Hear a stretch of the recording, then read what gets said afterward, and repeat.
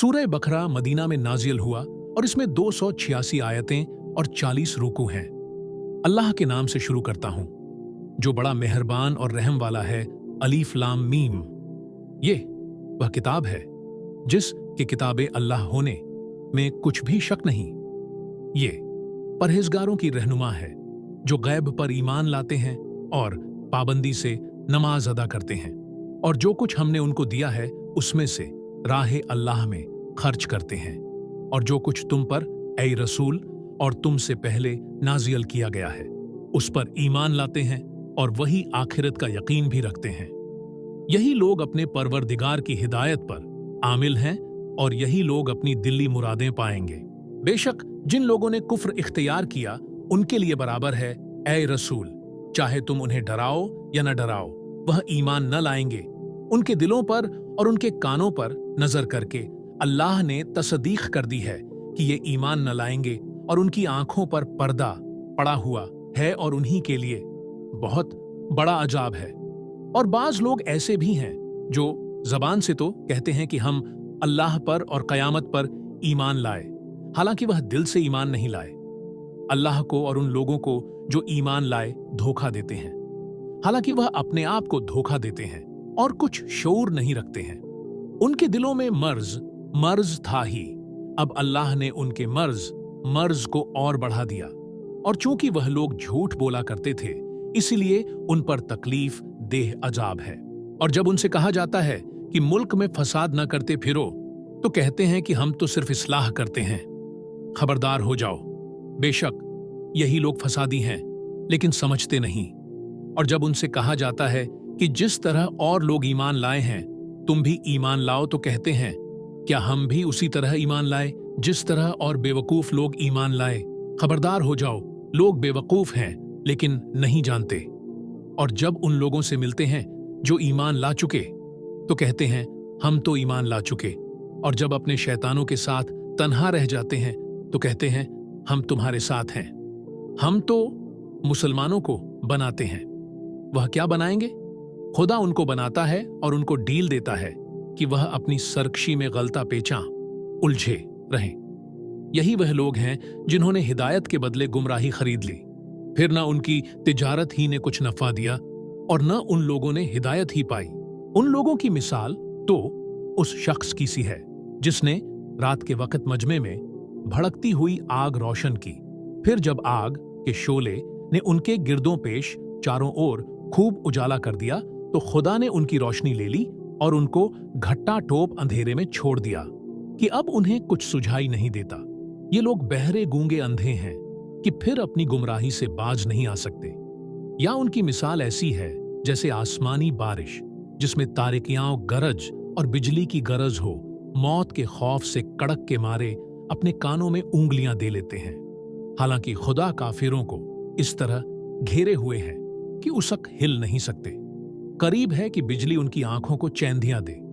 जब उनके आगे बिजली चमकी तो उस रोशनी में चल खड़े हुए और जब उन पर अंधेरा छा गया तो ठिठक के खड़े हो गए। और खुदा चाहता तो यूं भी उनके देखने और सुनने की कुव्वतें छीन लेता। बेशक खुदा हर चीज पर कादिर है। ऐ लोगों, अपने परवरदिगार की इबादत करो जिसने तुमको और उन लोगों को जो तुमसे पहले थे पैदा किया है। अजब नहीं, तुम परहेजगार बन जाओ। जिसने तुम्हारे लिए जमीन का बिछौना और आसमान को छत बनाया और आसमान से पानी बरसाया, फिर उसी ने तुम्हारे खाने के लिए बाज फल पैदा किए। बस किसी को अल्लाह खाने का हमसर न बनाओ, हालांकि तुम खूब जानते हो। और अगर तुम लोग इस कलाम से जो हमने अपने बंदे मोहम्मद पर नाजिल किया है शक में पड़े हो, बस अगर तुम सच्चे हो तो तुम भी एक सूरा बना लाओ और अल्लाह पो के सिवा जो भी तुम्हारे मददगार हों उनको भी बुला लो। बस अगर तुम ये नहीं कर सकते हो और हरगिज नहीं कर सकोगे तो उस आग से डरो जिसके ईंधन आदमी और पत्थर होंगे और काफिरों के लिए तैयार की गई है। और जो लोग ईमान लाए और उन्होंने नेक काम किए उनको ए पैगंबर खुशखबरी दे दो कि उनके लिए बेहिश्त के वह बागात हैं जिनके नीचे नहरें जारी हैं। जब उन्हें इन बागात का कोई मेवा खाने को मिलेगा तो कहेंगे ये तो वही मेवा है जो पहले भी हमें खाने को मिल चुका है, क्योंकि उन्हें मिलती जुलती सूरत व रंग के में वे मिला करेंगे, और बेहिश्त में उनके लिए साफ सुथरी बीवियां होगी, और ये लोग उस बाग में हमेशा रहेंगे। बेशक अल्लाह मच्छर या उससे भी बढ़कर हकीर चीज की कोई मिसाल बयान करने में नहीं झेंपता। बस जो लोग ईमान ला चुके हैं वह तो यह यकीन जानते हैं कि ये मिसाल बिल्कुल ठीक है और ये परवरदिगार की तरफ से है। अब रहे वह लोग जो काफिर है, बस वह बोल उठते हैं कि अल्लाह का इस मिसाल से क्या मतलब है। ऐसी मिसाल से अल्लाह बहुतेरों की हिदायत करता है, मगर गुमराही में छोड़ता भी है तो ऐसे बदकारों को जो लोग अल्लाह के अहदो पैमान को मजबूत हो जाने के बाद तोड़ डालते हैं, और जिन ताल्लुकात का अल्लाह ने हुक्म दिया है उनको कता कर देते हैं और मुल्क में फसाद करते फिरते हैं। यही लोग घाटा उठाने वाले हैं।